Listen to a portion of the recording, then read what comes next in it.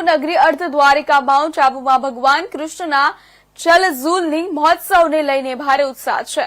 આજે સવારે 2 દિવસીય ઉત્સવનું સમાપન બધા મંદિરોની પાલખીઓ સાથે થયું। ભક્તોની ભારે ભીડ એકઠી થઈ હતી। વિવિધ મંદિરોમાં ભગવાન કૃષ્ણની પાલખીઓ કાઢવામાં આવી હતી। ઘણી જગ્યાએ ભવ્ય સ્વાગત કરવામાં આવ્યું હતું। ફૂલોની વર્ષા પણ થઈ હતી। દેશભરમાંથી ભક્તોએ ભાગ લીધો હતો અને નાકી તળાવમાં બધી પાલખીઓમાં બેઠેલા ભગવાન કૃષ્ણને સ્નાન કરાવવામાં આવ્યું હતું।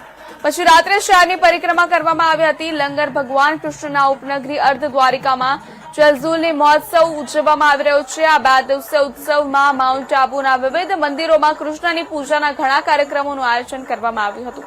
ભગવાન કૃષ્ણને બધા મંદિરોમાં પાલખીઓમાં બેસાડવામાં આવ્યા હતા અને નગર ભ્રમણ પર લઈ જવામાં આવ્યા હતા। સૌપ્રથમ બધા નક્કી તળાવ પહોંચ્યા, જ્યાં ભગવાન કૃષ્ણને નક્કી તળાવમાં સ્નાન કરાવવામાં આવ્યું અને રાત્રે ભગવાનની બધી પાલખીઓ નગર ભ્રમણ પર ગઈ હતી નહીં અને પુરુષો, સ્ત્રીઓ અને બાળકોને ઘણી જગ્યાએ ભગવાન કૃષ્ણના આશીર્વાદ મેળવ્યા। આમાં માઉન્ટ આબુના બિહારીજી મંદિર, સર્વેશ્વર રઘુનાથ મંદિર, દુલેશ્વર મહાદેવ મંદિર, ધાધડ મહાદેવ મંદિર, ચંપેશ્વર મહાદેવ મંદિર અને અન્ય મંદિરોમાંથી ભગવાન કૃષ્ણની પાલખીઓ કાઢવામાં આવી।